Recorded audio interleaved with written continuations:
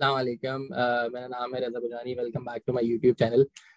आज हमारे दरमियान मौजूद हैं जैसे लाहौर से हमने एक कॉमेडियन से इंटरव्यू लिया था और फिर वो यूके में मौजूद हैं इस वक्त। आज हम एक कराची का फ्लेवर आपको दिखाएंगे। बड़ी अच्छे अंदाज में बात करते हैं और ऐसा लगता है आप गली मोहल्ले में खड़े हुए हैं और कोई आपका दोस्त आपसे बात करे। तो मुझे मुझे इनकी वीडियोस देख के बड़ा मज़ा आता था। हमारे दरमियान आज मौजूद हैं हम्माद शकील। अस्सलाम वालेकुम, वेलकम टू द शो। वालेकुम अस्सलाम। और रज़ा भाई, thank you for having me. सही। तो आज मुझे अपना पूरा लाइफ जर्नी बताएं कि कौन से स्कूल से पढ़ा और क्या पढ़ा और फिर ये यहाँ तक शौक कैसे पहुंच गया कि यार वीडियोस बनाता हूँ। ये कौन सा ऐसा मोड़ था जिंदगी में, कहाँ ऐसा कॉन्फिडेंस बना? क्योंकि मुझे मालूम है पब्लिक स्पीकिंग करना एक आसान काम नहीं है। कैमरा को फेस करना, इसके लिए करेज चाहिए होता है। चार दोस्त बुराई भी कर रहे होते हैं, छह दोस्त तारीफ भी कर रहे होते हैं। उसके दरमियान कौन सा ऐसा पॉइंट था स्कूल से लेके आज यूनिवर्सिटी तक क्या आपने हिम्मत करके कहा कि हाँ यार मैं कर सकता हूँ? अच्छा, तो पैदा मैं फैसलाबाद में हुआ था वैसे। फिर ओके। जब मैं 1 साल का था तो हम सब यहाँ आ गए। मेरा सही मतलब है। मेरे जितने बड़े भाई बहन है वो सब यहीं पैदा हुए थे। फिर मेरे फादर थे असल में शेल में ना, तो उनका ट्रांसफर होता था। फिर हम फैसलाबाद से हम कराची आए फाइनली। तो अभी हम कोई 22 साल से पाकिस्तान, तो कराची में ही। तो कराची में मेरी स्कूलिंग है, सिटी स्कूल की। मैंने ओ लेवल्स किया है। ये करीब में ही था। मैं नॉर्थ नाजाबाद में रहता हूँ, तो यही 5 स्टार पे ही हमारा स्कूल था। फिर मैंने ओ लेवल्स के बाद इंटरमीडिएट किया था आगा खान हायर सेकेंडरी स्कूल से करीमाबाद पे। उसके बाद इंटर करने के बाद फिर थोड़ा सा इंजीनियरिंग की तरफ हमारा होता है ना, पेरेंट्स कहते हैं इंजीनियरिंग की तरफ जाना है, सबको इंजीनियर हम्म। बनाना है, सब। तो मेरे दो भाई तो बन गए थे। सही। मैंने कहा एनईटी जब से। मैं फर्स्ट ईयर में था ना, फर्स्ट ईयर तक मेरा भी था कि नहीं इंजीनियरिंग बनना है, सही है ठीक है। सही। जब सेकंड ईयर में आया ना, तो सेकंड ईयर में आके ना वो इंटीग्रेशन आ गई। तो हाँ। आई और चली गई, मुझे पता ही नहीं चला। मैंने जाके ऐसा ही बोल दिया होता है। घर में, भाई मुझसे नहीं होगी, मैं बीबीए करने जा रहा हूँ। तो घर सही। वाले बड़े सपोर्टिव, तो उन्होंने कहा भाई जो करना है कर लो, पर तुम पढ़ लो। तो फिर हम्म। मैं बीबीए की तरफ मुड़ गया। फिर मैं जेबिस में भी, मेरा ग्रेजुएशन ऑलमोस्ट कंप्लीट है। अगस्त में बिल्कुल मेरी ग्रेजुएशन खत्म हो गई। सही सही। अच्छा, वो कौन सा पॉइंट था जहाँ जिंदगी में ये फील हुआ कि यार ये अच्छा काम है, वीडियोस बनाते हैं और मुझे पता है आप शुगर मेले वाले आदमी हैं, तो दोस्तों में बैठ के तो बड़ी वो जो दांत समेटने वाला बंदा होता है, हंसने खिलाने वाला बंदा होता है कि हर बंदा कह रहा होता है यार ये बंदा आए तो महफिल जमेगी। वो तो आप होंगे मुझे यकीन है। लेकिन कब ये फैसला किया कि यार इसको सोशल मीडिया पे डालना शुरू करते हैं? ये फैसला हुआ था जब लॉकडाउन लगा था। सही। लॉकडाउन लगा था, असल में क्या होता था लॉकडाउन में, हमारी अब सारे दोस्त मोहल्ले के सारे ही फारिग बैठे हुए हैं, कुछ करने हम्म। को है नहीं, ऑनलाइन क्लासेस चल रही हैं। तो हम क्लासेस ले रहे होते थे, और मोहल्ले के सारे दोस्त आए थे, तो हमारी छत पे ना एक फोन पे क्लास चल रही है और हम क्रिकेट खेल रहे होते। अब सही। खेलना है खेलना है खेलना है। अच्छा, मेरी आदत थी, मैं जो हूँ छोटी छोटी क्लिप्स जो है 15-20 सेकंड की बना के ना इंस्टाग्राम पर व्हाट्सएप पे डाल देता था, कि ज्यादा लोगों को भी ना देखे और दोस्तों को देखे कि हाँ भाई चल रहा है, हम्म। शुगर मेला हुआ हुआ, एक लगा हुआ है। तो सही। हम ऐसे ही बैठे हुए थे, मैं था और दो दोस्त थे मेरे। तो हम्म। एक ने ऐसी बात छिड़ दी कि यार पेज बना ले। मैंने कहा यार पागल हो गए, पेज ऐसे कैसे बना ले? मतलब उस वक्त इतना कुछ ज्यादा था भी नहीं कि हम्म। हर बंदा जो पेज बना दे, इतना कुछ है नहीं। कोई 4-5 थे, डकी भाई था, और भी 3-4 थे मिला मिलू के बस यही है, इन्हीं से काम चलाओ, जुनेद अकरम था, बस ये था। मैंने कहा हम्म। यार पागल हो गए, उनका काम है, मेरा काम थोड़ी है, मैं अपना ये करूंगा। कह रहे हैं नहीं नहीं बना दो यार, ये कर दो, हम देख लेंगे। मैंने कहा अच्छा। फिर मैंने बहाना मारा कि यार मेरे फॉलोअर नहीं आएंगे, मेरा कंटेंट कैसे चलेगा? वो कह रहे हैं वो सब हम्म। हम देख लेंगे, सब हम देख लेंगे, तुम बना दो बना दो। तो उन्होंने जबरदस्ती, उसी दिन मुझे याद है मेरी क्लास चल रही थी यूनिवर्सिटी की, हम्म। हम लोगों ने बैट बॉल ऐसी साइड में फेंका, 5 मिनट में डिसीजन लिया कि भाई पेज बनाना है, और सही। पेज बना दिया। अब डालना क्या है, किस चीज, किस बारे में चीज करनी है, किस क्या काम करना है, कुछ नहीं पता, बस बना दी। सही। तो बस वहीं से शुरू हुआ। अच्छा, मैंने कहा मैं कंटेंट क्या बनाऊं? कह रहे हैं रोस्टिंग कर लो डकी भाई जैसी। अब मैंने रोस्टिंग शुरू की। तो अब रोस्टिंग में तो आपको पता है भाई, गालियां वालियां देनी पड़ती है कि हम्म। भाई ऐसे करोगे तो काम चलेगा, नहीं तो काम नहीं चलेगा। हम्म। तो शुरू में 2-3 में तो मैंने करा कि हाँ भाई घर में बैठ के ना, अच्छा अब घर वालों को नहीं पता किसने पेज बना लिया, उनसे भी छुप हम्म। के काम करना है कि उनको ना जाहिर पता सी चले बात। कि भाई ये काम हो रहा है। हाँ। हम्म। छुप छुपा के, मतलब ऐसा कि हर जगह से बच बच के चलो ना, खानदान वालों से बच रहे हैं, घर वालों से खानदान बच वाला रहे हैं, देख दोस्त लेगा से तो बच मसला रहे हो हैं। जाएगा। हाँ। जब सही। घर वाले बाहर निकलते तो पीछे से वीडियो बना देता है, ऐसे करता था मैं काम। सही। तो खैर कर रहे थे, बना रहा था। तो रोस्टिंग में ना क्या हुआ, मुझे मजा नहीं आया। मतलब हम्म। मजा इस सेंस में कि मुझे गाली देना मुनासिब नहीं लगा। हाँ। अब सही बात है। मोहल्ले में दोस्तों के साथ तो चल जाती है कि हाँ भाई चलो वो आपके दोस्त हैं, लेकिन जब आप एज अ इस प्लेटफॉर्म पे कर रहे हैं ना, डॉक्यूमेंट हो तो रही है यहाँ आपकी पे हर बहुत, चीज। हम्म। तो वो हर चीज एक तो घर वालों को दिख रही है, हम्म। अम्मी को दिख रही है, भाई को दिख रही है, सबको दिख रही है, पर खानदान में फैल रही है। तो वो एक थोड़ा जरा गलत इम्पैक्ट जाता है। पता उनको है कि हम क्या करते हैं, लेकिन इतना नहीं करना चाहिए ना इस तरह से। तो फिर मैंने अपनी लाइन चेंज की।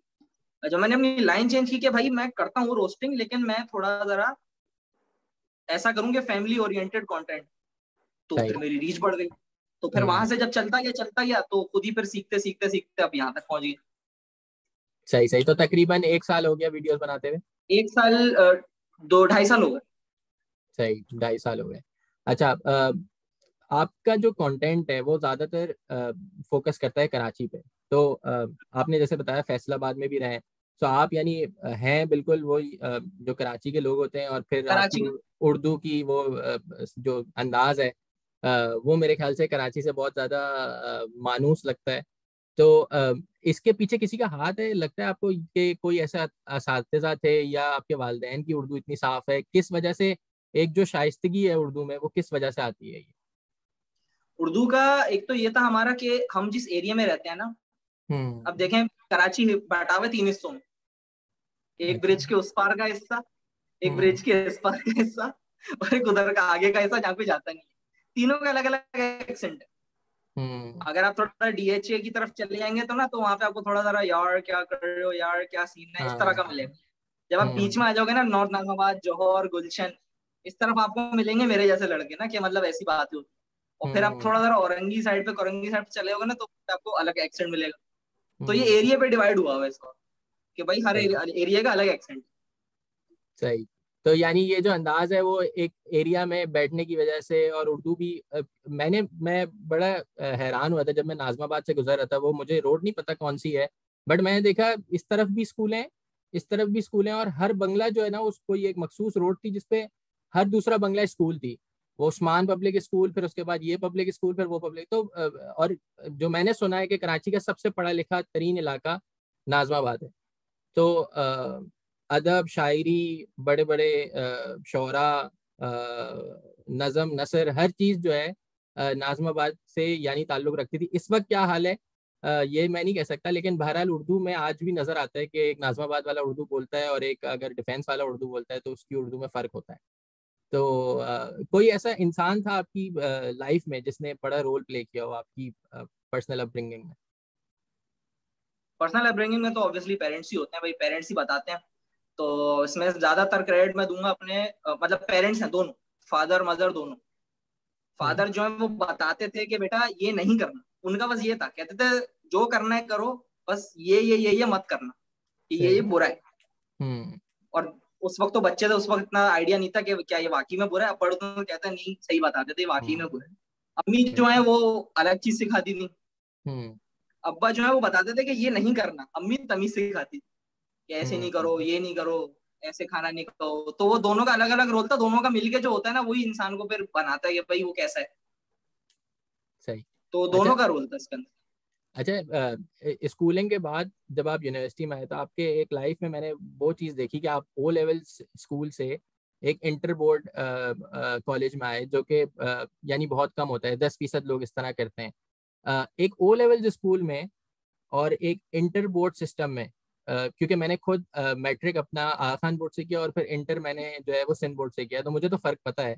लेकिन आवाम के सुनने के लिए, ओ लेवल स्कूल में और सिंध के इंटर बोर्ड के निज़ाम में क्या फ़र्क है? सर बहुत फर्क है, मैं तो कहता हूँ जमीन आसमान का फर्क है। आप ओ लेवल से पढ़ के आएंगे ना, इंटर को जितनी अभी गालियां देता है उतनी और ज्यादा गालियां दूंगी, ये तो है ही है। मतलब ओ हम्म। लेवल में चेक एंड बैलेंस प्रॉपर है, क्योंकि जो हम्म। चेकर है ना उसको पैसे, एक तो देखें आपका सबसे ज्यादा मसला ये होता है, ये कहते हैं ना हमारे पेपर सही चेक ही नहीं हो रहे। सबसे ज्यादा हम्म। लोगों को यही होता है खिलाफ ना, कि हमारे पेपर सही नहीं हो रहे, क्या पता नहीं नंबर आए सही थे कि नहीं आए थे। वो ओ हम्म। लेवल वाले को पैसे इतने देते हैं, उसको करना पड़ता है। और वो पेपर स्कैन होता है, वो ऐसा नहीं है कि वो बैठा हुआ ऐसे क्रॉस मार रहा है, वो पूरा पेपर स्कैन होता है, फिर वो आगे जाता है, वहां से चेक होता है, थर्ड पार्टी उसको चेक करती है, कोई नहीं जानता किसी को।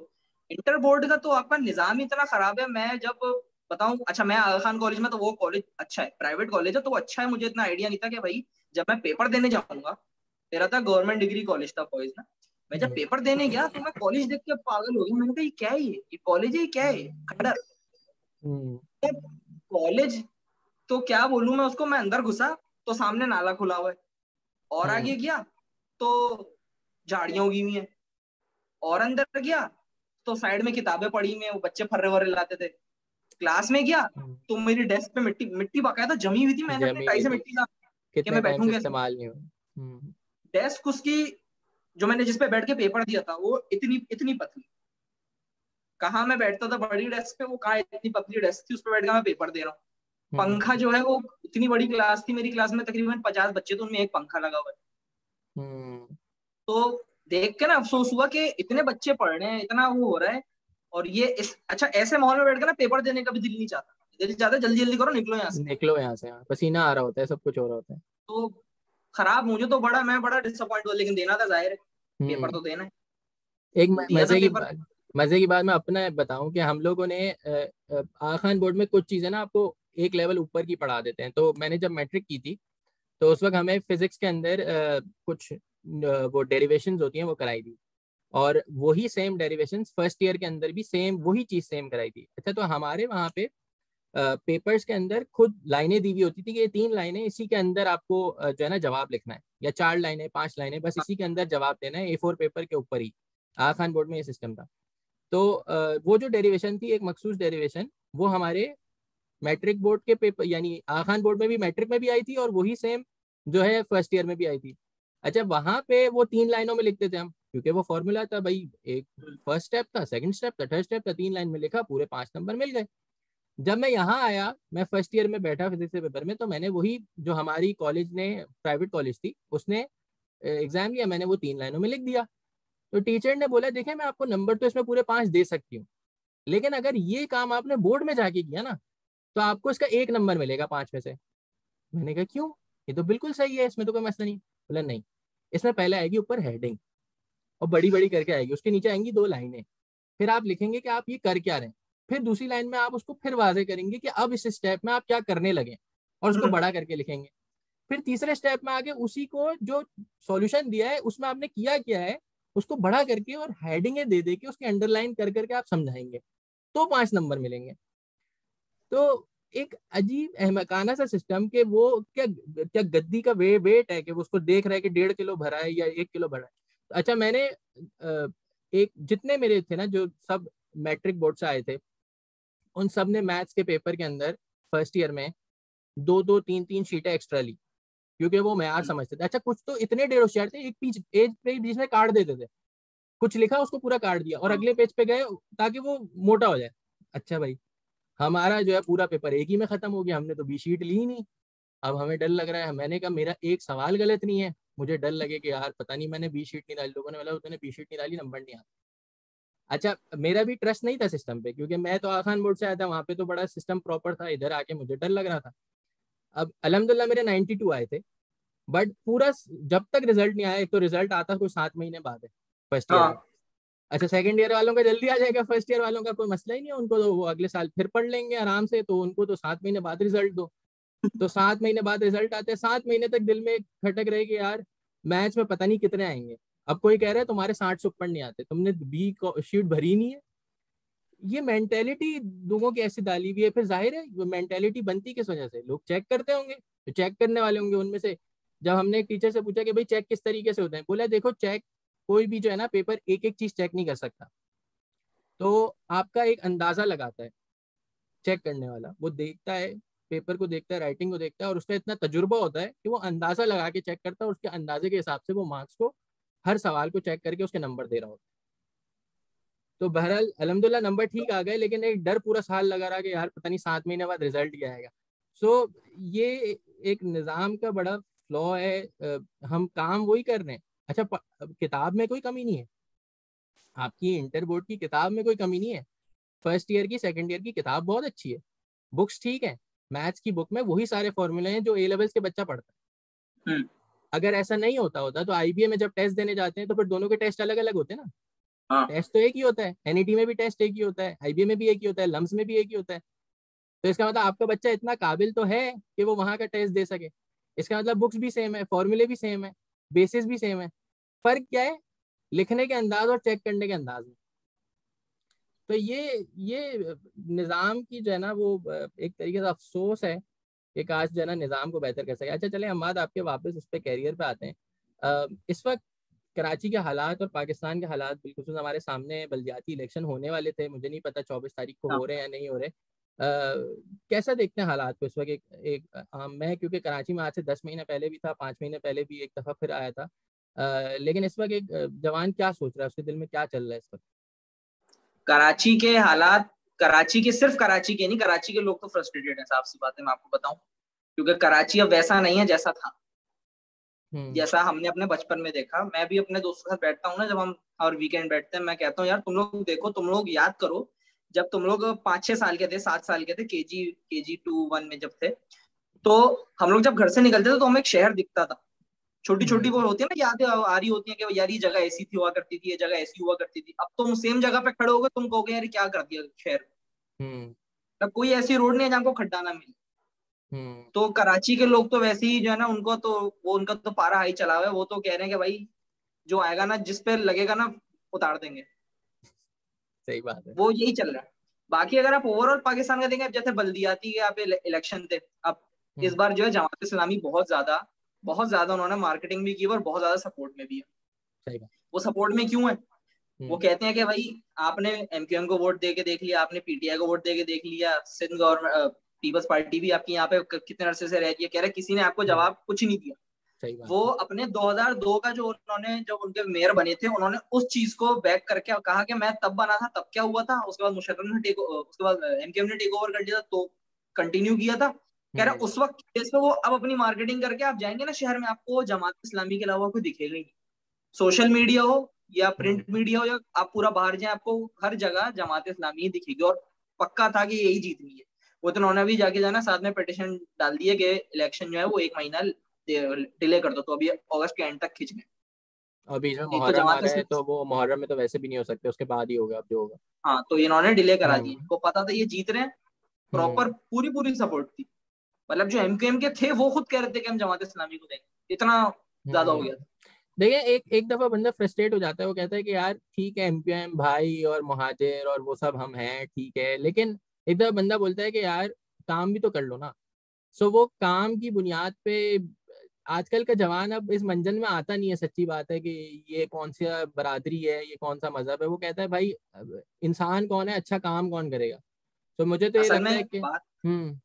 असल में बात ये हुई है कि एक तो पढ़ लिख गए, पढ़ लिख हम्म। गए, शऊर आ गया। हम्म।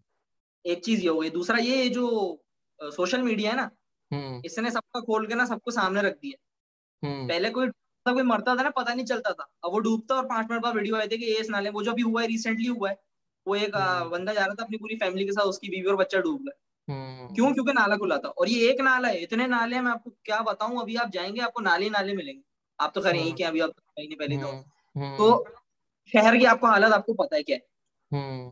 लोग चाह रहे हैं कि भाई आपको इतना ज्यादा टैक्स आपका यहाँ से जमा होता है, आपको इतनी ज्यादा, हम लोग कराची जो है एक तरह से पालता ही है, इसमें कोई शक नहीं है। बिल्कुल उस सौ पे भी आप फीसद जो है कराची को, जहां से आपको रेवेन्यू जनरेट हो रहा है वहां का हम्म। इंफ्रास्ट्रक्चर तो सही करो, ताकि मजीद और ज्यादा मौके मिले ना, अट्रैक्टिव बनाया जाता है सिटी को। जहां पे हम्म। पैसा होगा वो जगह, अब जैसे गाड़ी है, एक शोरूम है, हम्म। तो शोरूम पे गाड़ियां हैं, तो शोरूम को अच्छा बनाएगा ना कि भाई यहाँ पे गाड़ियां हैं यार, ताकि लोग खिंच के आए इस तरफ। हम्म। अब मैं शोरूम में टूटा फूटा बना दूंगा, कोई कभी जाएगा बोलेगा यार अंदर से पता नहीं कैसा है, कैसी सर्विसेज है, हम्म। कैसा है, हालांकि बहुत प्रॉफिटेबल हो। हम्म। वही वही हाल है शेयर का। अच्छा, मैं आपको एक मजे की बात बताऊं। मैं यहाँ पे जब रहता हूँ तो मेरे पंजाबियों से भी मुलाकातें होती हैं, फैसलाबाद के लोगों से, इस्लामाबाद के लोगों से। मैं आपको यकीन से कह रहा हूँ, 100% ये आपको कह रहा हूँ कि जो लड़के कराची से आए ना, वो आज इस मुल्क के अंदर भी ज्यादा तरक्की पे। उसकी वजह यह है कि हमने जो है ना हर किस्म की वहाँ पे जलालत, मुसीबतें, इतने मुश्किल हालात से हम आए ना कि हमें ये मुश्किल लगता ही नहीं। मुझे तो बड़ा आसान लगता है यहाँ पे लाइफ। जो इस्लामाबाद से आता है, फैसलाबाद से आता है, सियालकोट से आता है, पिंडी से आता है, लाहौर से आता है, वो इतना आगे नहीं बढ़ पाता जितना कराची का लड़का यहाँ पे भी आगे बढ़ता है।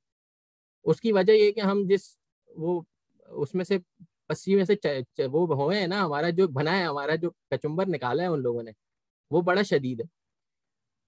आप यकीन माने, जब वो जो हमसे यानी आगे नहीं बढ़ पाते, लेकिन फिर भी हम उनको बताते हैं कि हम आज आगे इस वजह से कि हम कराची के हैं, तो और कहते हैं कि यार कराची कभी आओ, चक्कर तो लगाओ, तो वो पंजाबी या वो इस्लामाबाद के लोग हमें कहते हैं नहीं नहीं भाई, कराची थोड़ी जाएंगे, मरना थोड़ी। पहला जुमला ही मुंह पे ही होता है। उनको ऐसा असल में डरा के रखा हुआ है। ऐसा तासुर बना हुआ है कराची के बारे में। अगर मैं उनको बोलता हूँ ना मैं कराची का हूँ, मैं अभी थोड़े दिन पहले यहाँ पे स्टेट एजेंसी के पास गया, मुझे अपना घर चेंज करना है उसके हवाले से। मैंने उनसे बात की, उन्होंने बोला हाँ आप बाकी सारे काम करें तो ठीक है, बस वो कराची में बोरीबंद लाशें होती हैं वो ना कीजिएगा यहाँ पे, बाकी तो आप घर ले लेंगे मसला। यानी अबे मैं तुमसे एक नॉर्मल बात कर रहा हूँ, लेकिन वो तंज ताना कराची का हमेशा मिलता रहेगा। और हम वो तुमसे आपको आगे हैं भाई, हम हमेशा तुमसे असल आगे में हैं, हर इतना तरीके से ज्यादा तुमसे हुआ है आगे हैं। ना, हाँ। लोग डरे। असल में हुआ होता हर जगह है, यहाँ खुल्ला डुल्ला होगा था कि हम्म आपको बोरी में लाश मिल गया, आपको ये मिल गया। वो जो एक बीच का जो दौर आया था ना, जिसको आप कहते हैं बोरीवंद लाशें थी, धमाके हो रहे थे, हालात खराब थे, जो भी था। हम्म आप अच्छा चले, आप ये कराची को छोड़ के आप अगर सिर्फ कराची में आ जाए, लियारी जाते हुए आज भी हम डरते हैं। हम्म हालांकि सब कुछ खत्म हो गया, गैंग और कुछ भी नहीं है वहां पे, लियारी जाते हुए हम हम्म आज भी डरते हैं। क्यों? हम्म क्योंकि एक जमाने में हुआ करता था, और इतना हुआ करता था कि लोग पास से भी नहीं निकलते थे। आप मुझे हम्म आज भी बोल लेंगे ना कि जब तक लियारी से ये ले मैं नहीं जाऊंगा, एक डर सही मेरे बात। दिल में है, वह है। हम्म तो तो यही कराची के साथ हुआ है। यही यही तासुर आज दूसरे लोगों के बारे में हमारे कराची का, और अब बड़ा अफसोस होता है कि यार हमारा लड़का तुमसे बड़ी पोजीशन पे बैठा हुआ है कंपनी में, हमारे कराची के लोग तुमसे अच्छा कारोबार करते हैं, हमारे कराची के लोग तुमसे ज्यादा ईमानदार हैं, हर चीज में बेहतर है, बोलने में बेहतर है, इंग्लिश में बेहतर है, उर्दू में बेहतर है, जिस चीज में मैदान में आओ उसमें सबसे बेहतर अगर आपको कोई मिलेगा इस मुल्क के अंदर भी तो वो कराची का ही लड़का होगा। लेकिन वो बेचारा ताने जरूर सुनता है कि अबे यार तुम छोड़ दो यार, कराची नहीं जाएंगे तो वो तो तुम तो मार दोगे, ये कर भाई। तो ये बड़ा एक अलमिया अफसोस की बात है, और इसमें हमारा कसूर भी इतना नहीं है, हम तो वोट किसी को भी दे दें हमारे ऊपर एक मुसल्लत कर दी जाती है गवर्नमेंट, एक नहीं, वो एक हमारा सिंध की कसूर एक। हो भी नहीं सकता, क्योंकि ये सब तब हुआ था जब हम छोटे, जब हम एक तो हम कुछ है ही, अभी भी कुछ नहीं है। अभी भी कुछ हम्म, शहर में हो रहा होगा तो उसका कोई कसूरवार मुझे नहीं ठहरा सकता कि तुम्हारी वजह से हुआ। नहीं वो एक बात तो तो ये था। ठीक है, लेकिन वो ये कहते हैं कि आप अपने ऊपर अच्छी गवर्नमेंट ले आओ भाई। तो वो ये भी नहीं समझ पाते कि हम अपने ऊपर अच्छी गवर्नमेंट लाते हैं, लेकिन उसके ऊपर एक गवर्नमेंट आती है जो हम हमारे वोट से आती ही नहीं है। वो बेचारे समझ नहीं पाते। अच्छा वो मुझे मुझे कहते हैं तुम्हें सिंधी आती है, मैंने कहा मुझे सिंधी क्यों आएगी, मैं तो कराची में रहता हूँ। तो कहते हैं कराची सिंध में नहीं है। मैं कहा भाई अब ये सारे मामला जो है ना कि सामने वाले को समझाना भी एक ये बड़ा मसला है। पेचीदगी हमको समझा नहीं सकता कोई। ये हमारे साथ ही होता है, अब तो खैर नहीं होता, लेकिन हाँ। हम कैसे समझाए बंदा किसी को कि भाई ये एंटी जगह ही अलग है, कैसे करोगे तुम? और मतलब मुसीबत किसी की बात। लैंग्वेज का कोई अगर यहाँ पे, अगर आपकी कोई हम्म लैंग्वेज अगर ऑफिशियल लैंग्वेज होती है, कुछ इस तरह का हम्म होता तो आप सीखते। सिंधी बिल्कुल स्कूलों में सिखाई जाती है, कैम्ब्रिज में नहीं सिखाई जाती, लेकिन गवर्नमेंट हम्म स्कूल में सिखाई जाती है। हम्म तो बच्चों को आती है, लेकिन सिर्फ लिखनी आती है, ना बोलने ना नहीं बोल आती। सकते हैं ना पढ़ सकते हैं कोई। हम्म सिर्फ ये होता है कि ये दो तीन नुक्ते इसके नीचे मारो, चार इसके नीचे मारो, पेपर पास करो, घर जाओ। ऐसे ही है। तो जिस चीज की जरूरत ना हो, भले रिच आपकी आपका कल्चर रिच है, आपका आपकी हम्म लैंग्वेज बहुत पुरानी है, सब कुछ है हम्म आपके पास, लेकिन अभी हम्म अभी उसका काम क्या है? तो काम। अभी क्या करूं मैं उसका? वक्त की जरूरत उर्दू है आपके लिए इस वक्त, अगर उर्दू पाकिस्तान भी में हल्के रहते हो हल्के तो। खत्म हो रही है, उर्दू भी हल्का खत्म हो रही है। बट बहरहाल उर्दू की फिर भी एक अहमियत है, आप बात कर सकते हो पूरे पाकिस्तान में, आप इस कोने से लेके उस कोने तक चले जाओ, आप उर्दू के अगर बोलना जानते हो तो आप किसी भी दुकान पे जा सकते हो, आप किसी भी इंसान से बात कर सकते हो, आप किसी से भी रास्ता पूछ सकते हो, एक जबान है हमारी। तो वो एक अच्छी बात है। लेकिन एक ऐसी जबान सीखना जो हमारे शहर से ना ताल्लुक रखती है, ना हमारे कल्चर से ताल्लुक रखती है, ना उसका कोई हमसे वो है। बहरहाल ये काफी जो है ना डिस्कशन उधर निकल जाएगा, लेकिन जरा कभी कभार बड़ा अफसोस होता है कि सारे मामला जो है ना और फिर इनको ये समझाना कि हाँ हम तो वोट देते हैं, हर दफा एक अलग पार्टी को वोट देते हैं, 2002 में जमात को दिया, उसके बाद मुस्तफा कमाल को दिया, उसके बाद फिर एमक्यूएम को दिया, उसके बाद फिर पीटीआई को दिया, उसके बाद अभी फिर जमात को देने को तैयार है। हमने तो हर दफा चेंज किया है भाई, हमने तो हर दफा वोट, यानी ऐसा नहीं है कि एक पार्टी को हमने वो कर लिया और उसी को वोट देते रहे, हर दफा चेंज किया, लेकिन हमारे वोट से थोड़ी वो नेशनल वो प्रोविंशियल असेंबली बनती है, हमारा तो अच्छा, वोट ही ये नहीं काउंट करते। आपका जो लैंग्वेज वाला जो पार्ट है ना, हाँ। ये आपकी डेवलपमेंट में मुझे ऐसा लगता है कि बड़ा एक रोल प्ले करता है। आप हम्म चाइना चले जाएं, आप यूएसए चले जाएं, आप जर्मनी चले जाएं, फ्रांस चले जाएं, इंग्लैंड चले जाएं, सबकी एक लैंग्वेज है, इररिस्पेक्टिव ऑफ द एरिया। पूरा अमेरिका में इंग्लिश चलती है, इंग्लिश बोली यूके में जाती है। इंग्लिश चलती है, जर्मनी में जर्मन चलती है। ये नहीं होता कि ये एरिया अलग है तो इसकी अलग हो गई, या इसका प्रोवेंस ही अलग है तो फ्राइबर की अलग हो गई, या कोलोन है तो उसकी अलग हो गई। ये ऐसे नहीं होता। आपके मुल्क में देखिए आपकी लैंग्वेजेस कितनी सारी, लैंग्वेज पे आप जब बाइंड ही नहीं करोगे तो एज अ सोसाइटी आप एक कैसे हो? और एक होके फिर आप किसी एक बंदे को इलेक्ट करके फिर उसको ऊपर रखोगे ना। ये एक अब चीज। दूसरी चीज ये है कि बाहर के मुल्कों में, चले बाहर नहीं, मैं सीधी अमेरिका की एग्जांपल लेता हूँ। अमेरिका डेवलप्ड कंट्री है ना, मैं सीखना चाहिए हम्म उनसे। वहां पे कितनी हम्म पार्टीज, सिर्फ दो पार्टीज, हम्म। कांग्रेसमैन होता है, गवर्नर होता है, सेनेटर होता है, वो सब अलग होता है। पार्टी सिर्फ दो है, हम्म। रिपब्लिकन है और कांग्रेस है। हम्म। दोनों ही आपस में लड़ती रहती हैं, एक जीतेगी या हम्म। एक जीतेगी। चार पांच हम्म। नहीं है कि इतने वोट इसके हो गए, इतने वोट इसके हो गए, इतने वोट इसके हो गए, कि कोई भी आगे खरीद के ना पार्टी बना के बैठ जाए अपनी कि भाई हम गवर्नमेंट में आ गए। एक बात है, हम्म। आपके यहाँ देखना जरा कितनी है। मुस्लिम लीग के ही 4 वेरिएंट निकाले हैं आपने। सही बात है, बेचारे कायदे आजम की रूह तड़प रही होगी कि वो मुस्लिम लीग काफ है और काफ कायदे आजम वाला काफ है, और वो मुस्लिम लीग काफ ने क्या कारनामा किया है। 4 तो वेरिएंट निकाले हैं आपने मुस्लिम लीग के, तो फिर आप कैसे इस तरह कर सकते हो कि भाई मैम हम जो है सुधार देंगे सब। और एक बात बताओ, आपस की बात है, कोई कुछ नहीं कर सकता है। आपका हम्म। जो पॉलिसीज है ना, या आपकी जो इस वक्त मुल्क की जो हालत है, हम्म। डिफॉल्ट तो खैर नहीं करेंगे, डिफॉल्ट तो खैर बहुत अलग बात होती है कि अगर बंदा बोले हम श्रीलंका की तरफ जा रहे हैं। हमारे डिफॉल्ट करने से जो हमारे नेबरिंग कंट्रीज उनको ज्यादा नुकसान है। चाइना ने इतना इन्वेस्ट किया हुआ है, आपके अफगानिस्तान से रिलेशन हैं। तो आप इस वक्त ज्योग्राफिकल जो आपका वो है, आपको कोई ना कोई बेल आउट कर देगा, वो हम्म। तो अलग है। मैं एक बात कह रहा हूँ कि भाई फ्यूचर के लिए आप करो कुछ, आप कुछ निकालो। अच्छा, इंडस्ट्री को कहते हैं भाई हम इंडस्ट्री को प्रमोट करेंगे। इंडस्ट्री हम्म। को तुम प्रमोट कैसे करोगे जब तुम्हारे पास एनर्जी नहीं है? एनर्जी क्राइसिस है पाकिस्तान में। हम्म। इंडस्ट्रियलाइजेशन अगर बोल देगा सब्सिडी करके इंडस्ट्री को प्रमोट करूंगा, तो एक हम्म। तो वहां से एनर्जी क्राइसिस आ गया, ठीक है। हम्म। दूसरा, इसीलिए पाकिस्तान हो गई, इंडिया हो गई, अब ये लोग जो है ना सर्विस सेक्टर की तरफ शिफ्ट कर रहे हैं। हम्म। सर्विस सेक्टर सर्विसेज प्रोवाइड कर रहे हैं, टूरिज्म हो गया, आईटी हो गया, ये जो भी है, हम्म। कि भाई प्रोडक्ट इंडस्ट्रियल नहीं दे सकते इंडस्ट्रीज अब हम, कैसे हाँ। लगा सकते हैं। हम्म। मैन्युफैक्चरिंग साइड तो बांग्लादेश के पास है, बांग्लादेश कर रही है इंडस्ट्रियलाइजेशन, लिटरली यहाँ बांग्लादेश पे का। यहाँ पे मैंने बड़ा सुना था कि पाकिस्तान का भी टेक्सटाइल आता है, लेकिन ज्यादातर जो ब्रांड्स है ना, उनके अंदर आपको मेड इन बांग्लादेश या मेड इन ये जो सिंगापुर ताइवान वगैरह इस तरह की जो जगह वहाँ का मिलेगा। ये बांग्लादेश का बहुत बांग्लादेश का ज्यादा तो है। ये हुआ है, बांग्लादेश का तो ये हुआ है कि जो फैसलाबाद की फैक्ट्रीज थी वो सारी बांग्लादेश शिफ्ट हो चुकी है। अब पाकिस्तान की काफी ओ। सारी इंडस्ट्रीज जो है वो बांग्लादेश शिफ्ट हो चुकी है। और ये अभी से नहीं हुई है, इनको काफी टाइम हो गया। वो हुआ ही इसलिए है, एनर्जी क्राइसिस, एनर्जी का। पॉलिटिकल वो सब इंस्टेबिलिटी, ये सब हम्म। करके तभी वो बांग्लादेश की जीडीपी में कंट्रीब्यूट कर रही है। और बांग्लादेश की जीडीपी में आज ही पढ़ रहा था, बल्कि मेरे ख्याल से 30% शायद वो कंट्रीब्यूट करती है हम्म। टेक्सटाइल। हम्म। तो आप आपकी तो आपको टेक्सटाइल। आपको एक जुमला याद होगा, हम कहते थे यानी बचपन में सुनते थे और एक दूसरे को कहा जाता था तुम्हारी टके टके की औकात नहीं है। ये जुमला सुना है? उसका मतलब ये होता था कि टका जो है ना वहाँ की करेंसी है, तो वो इतनी हाँ, हल्की थी करेंसी कि उसको कहते थे अबे टके की औकात नहीं है तेरी। और आज माशाल्लाह वो उसका जो डॉलर है ना, वो 100 रुपए 100 टके का $1 है, पूरे 100 का। इंडिया का तो फिर बेहतर है, 70 का है, लेकिन उनका 100 का है। और हमारा कितना है जरा बताइएगा, वो आपको अभी रेट पता होंगे हमारा हमारे हो यहाँ। गया है 200, 230 हो गया हमारा। हाँ, अभी ये वीडियो बहुत अपलोड ज्यादा जब तक हो सकता है 235 ना हो चुका हो। तो ज्यादा हो जाएगा, ज्यादा हो जाएगा, 40 हो जाएगा। तो वो देखें, वो 100 पे रोका हुआ है उन्होंने अभी भी। तो टके की जो औकात नहीं थी, अब आज हमारी कोई औकात नहीं है उनके सामने।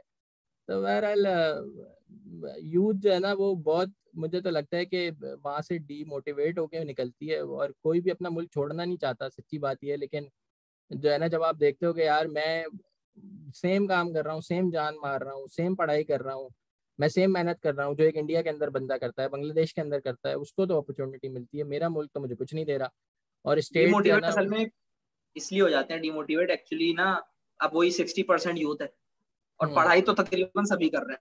सब कर सब कर। अब मैं जैबिस में हूँ, आईबीए वाला भी होगा, बहरिया वाला भी होगा, इकरा वाला। इकरा का तो खैर बहुत ही ज्यादा होते हैं, हम्म। लम्स के भी होते हैं, इस तरह होते हैं। चलो आईबीए लम्स को कहते हैं कि चलो उनकी प्लेसमेंट हो जाती है, हम्म। बचे हम हो हम्म। गए, बहरिया हो गई, इस तरह की। आपकी इतनी कंपनीज ही नहीं है, इतनी इंडस्ट्री ही नहीं है कहाँ आपकी डाल। कि वो आपको केटर कर सके। तो सही उनको बात। कुछ ना कुछ करके बाहर जाना ही पड़ता आपका है। आप एनईडी का लड़का, आपकी एनईडी सबसे बेहतरीन यूनिवर्सिटी है ना, आप कहते हैं कराची की सबसे बेहतर यूनिवर्सिटी एनईडी है, उसका एक बड़ी तादाद जो है वो जर्मनी चली जाती है। भाई क्यों जा रही है जर्मनी? पिछले 3 साल से वो क्यों जर्मनी जा रही है? पिछले 5 साल से हर लड़का ट्राई करता है जर्मनी चले जाए, एनईडी से पढ़ा और उसको जॉब मिले ना मिले, वो कहता है मुझे जर्मनी जाना है, मास्टर्स वहां से मेरा करूंगा अपना और भाई जर्मनी में है। तो क्यों जाता है? क्यों जाता है कोई जर्मनी? भाई तुम क्यों नहीं दे रहे उसको? यानी कराची वाले को ऐसा क्या है कि उसको वहां जर्मनी में जाके सर्दी के अंदर अजाब में रहना अच्छा लग रहा है? तुम्हारे अपने माँ बाप छोड़ के उसको कुछ, आप इतना सर उसको जलील वहां पे किया है आपने इतने कि वो इतने वहां रहने को बेनिफिट्स है तैयार ना। है। एक हम्म। तो आपके एम्प्लॉय के बेनिफिट्स नहीं है यहाँ पे ना, आपको बिल्कुल लेबर लॉज या कोई एम्प्लॉय बेनिफिट्स कुछ भी नहीं है। मैंने कोई खुद जॉब हिसाब की है, नहीं। मैंने अभी हम्म। मार्च में छोड़ी है मैंने जॉब अपनी। हम्म। मेरा यूनिवर्सिटी से बिल्कुल जो है ना मैच नहीं हो रहा था। हम्म। मसला ये हुआ था, मैं जॉब कर रहा था, ठीक है। अब उनका ये पर्पस होता है, जो भी आपको इस वक्त यहाँ हायर कर रहा है ना, बड़ी कंपनीज की बात नहीं कर रहा, बड़ी कंपनी में तो हायरिंग भी बहुत कम होती है। मैं नॉर्मल कंपनी जो होती है, सीटिया कंपनी जो पाकिस्तान की होती है, उनका पर्पस ये है कि कम से कम तनख्वाह में वो लड़का ले लो और उसको जितना निचोड़ सकते हो उसको निचोड़ दो। सुबह 9 बजे से लेके रात को 9 बजे तक 12 12 घंटे की आप ड्यूटीज लगा रहे हो और मुझे वो सैलरी दे रहे थे 22,000। पढ़ाई मैंने हालांकि बोला था कि यार 22,000 30 तो दो, फ्यूल देखो कहाँ जा रहा है, मतलब कुछ उन्होंने अच्छा, नहीं 22। मैं आपको एक और मजे की बात बताऊं, वही सेठ जो है ना, वो लाखों रुपए खाने में गरीब को एनजीओ में दे देगा, वो इधर उधर दे देगा, लेकिन अपने एम्प्लॉय को वो रगड़ता रहेगा। भाई जहां तुमने एक बंदा रखा है 2 रख लो और दोनों को काम डिवाइड कर लो, सैलरियां दोनों को 22 22 दे दो, 30 30 दे दो, जो भी है। वो सेठ वहां से निचोड़ेगा और वो जो है ना बकरे करवाएगा, वो करवाएगा, खाने करवाएगा, एनजीओ को देगा और वो समझेगा कि मैं बड़ा अच्छा काम कर रहा हूँ। लेकिन तुम्हारे जो मातहत लोग हैं वो तुमसे खुश नहीं है। तो अच्छा, ये अब इसी चीज को, अब मैं तो चले जॉब कर रहा था ना, मैं क्योंकि मैं ऑफिस जाता था सुबह, वहां से निकल के फिर मैं यूनिवर्सिटी जाता था। सुबह मैं 10 से 6 ऑफिस, 10 से 6:30 ऑफिस, 7:30 बजे 7 7:30 बजे मेरी क्लास होती थी, मैं वहां से यूनिवर्सिटी जाता था। रात को 10 बजे 9:30 10 बजे यूनिवर्सिटी से छुट्टी होती थी, रात को घर आता था, 1 घंटा लगता था, 11 बजे घर आता था, खाना वाना खाया, 12 बजे का सो गया। ये जिंदगी थी मेरी, 7 महीने मैंने ऐसे निकालने अपने। फिर एक दिन मैं ऐसे ही खड़ा हुआ था ऑफिस में, मैं काम कर रहा था, हायरिंग नहीं कर रहे थे, मैंने वैसे ही खड़े खड़े सोचा, मैंने कहा यार मैं मतलब क्यों कर रहा हूँ ये, इससे मुझे क्या फायदा, ना मुझे कुछ बच रहा है ना किसी काम का है भी है। मैं सिर्फ इसलिए कि मेरी सीवी पे एक ठप्पा लग जाएगा भाई ने जॉब की है, मतलब क्या है ना, ये लोग कुछ दे रहे हैं। अच्छा, छुट्टियां भी आपको जो है अच्छी कंपनी से देती हैं। छुट्टियों का ये होता है कि भाई बीमार हो गए तो छुट्टी मिलेगी, पर्सनल उस पर जाओगे छुट्टी नहीं मिलेगी। पर्सनल अपना उसके लिए क्या भाई, मुझे घूमने आने या कहीं इधर उधर जाना ना, छुट्टी नहीं है। तो मैंने फिर रमजान से, मतलब मार्च में मैंने रिजाइन कर दिया। मैंने कहा मैं, मेरा हो गया, मुझसे नहीं हो रहा, यूनिवर्सिटी भी मैनेज करनी है, ये भी मैनेज करना है, यूनिवर्सिटी तो दोनों नहीं हो सकता था मुझसे, मैंने छोड़ दिया। अच्छा, अब जब हम ग्रेजुएट हो गए हैं ना, अब ग्रेजुएट हो गए क्या आ रहा है, जब जॉब का एक आधा जब कोई आता है कि हाँ भाई जॉब अवेलेबल है, क्योंकि उस पर आता है fresh graduate with 2 years experience. भाई 2 years एक्सपीरियंस कैसे आ सकता है जब तुमने जॉब ही नहीं देनी है अंडर ग्रेड को, कैसे आएगा 2 years एक्सपीरियंस, मुझे पहले कोई ये समझा दे, कोई सेंस बन हो है कि इसी बात की। मुझे अभी हाईलाइट भी करने, मैं अभी 1 2 दिन में कुछ करने वाला हूँ, लाइव आ जाऊंगा या कुछ करूंगा, कि जॉब तुम देते नहीं हो जब तुम्हारे पास 4th सेमेस्टर में या 3rd सेमेस्टर में, कि अभी तुम छोटे हो, तुम्हारी यूनिवर्सिटी का शेड्यूल ऐसा है कि हमसे मैच नहीं होगा, क्योंकि इंटर्नशिप कर लो। आपको तो पूरे 12 घंटे निकालने, इंटर्नशिप नहीं जॉब की बात, आपको तो पूरे 12 घंटे खींचने, वो तो आ नहीं सकता 12 घंटे, तो आप उसको उस वक्त भगा देते हो। फिर वो जब इंटर्नशिप के लिए आते हो तो कहते हो फ्री में आ जाओ।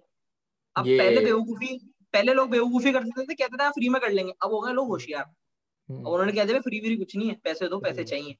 सही बात है, एटलीस्ट पैसे भी पेट्रोल कितने, के पैसे दे 15,000, दो। 15,000 में क्या होता है, कुछ भी नहीं होता, फ्यूल के पैसे नहीं होते 15,000। तो ये बड़े यहाँ पे हैं मसले ना, मतलब अब क्या करे बंदा।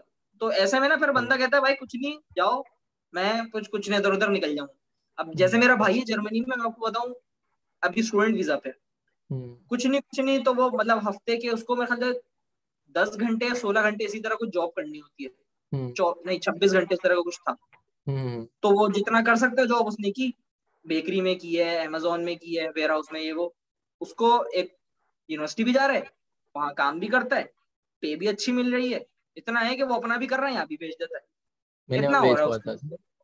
फिर मिनिमम वेज के बाद एक दिन को बता रहा था, कह रहा था एक दिन मेरे अकाउंट में एकदम से 800 यूरो आ गए। मैंने भाई कैसे है, कह रहे हैं कोई अमेजोन से कोई काम हम किया था, बोनस मिला, 800 यूरो ऐसे ही गिर गया। सही है यार, ये और क्या चाहिए। पेड लीव्स एंड, चले हम आज, बहुत मजा आया, एक अच्छा डिस्कशन रहा। हमने बड़ी सारी जो है वो कह सकते हैं दिल की बातें करी कराची के हालात के ऊपर। मुझे उम्मीद है लोगों को अच्छी लगेंगी और लोग रिलेट कर पाएंगे बहुत सारी वैसे हैं अभी, आप आपकी वीडियो देखेंगे से। ना, आप, अगर आप, मैं अभी बैठूं करने तो हाँ, 1 घंटा 2 घंटे में ऐसी खींच दूं। नहीं इंशाल्लाह मैं उम्मीद करता हूँ कि जो है ना ये थोड़े हालात और स्टेबल हों, पर हम एक और पॉजिटिव वीडियो बनाएंगे, फिर आप मुझे बताएंगे कि आप क्या क्या अच्छा हो गया है। आप मुझे बताएंगे पेट्रोल का रेट कम हो गया, आप मुझे बताएंगे डॉलर का रेट कम हो गया है, आप तारीफें बताएंगे। इंशाल्लाह हम एक बार जो है ना इसकी फॉलो अप वीडियो बनाएंगे और अल्लाह उसमें करे हम कम हो जाए, मुझे तो, मेरी तो दुआ ख्वाहिश कर है कम हो जाए। दुआ करते हैं कि इंशाल्लाह जो है ना हम एक पॉजिटिव वीडियो बना सकें।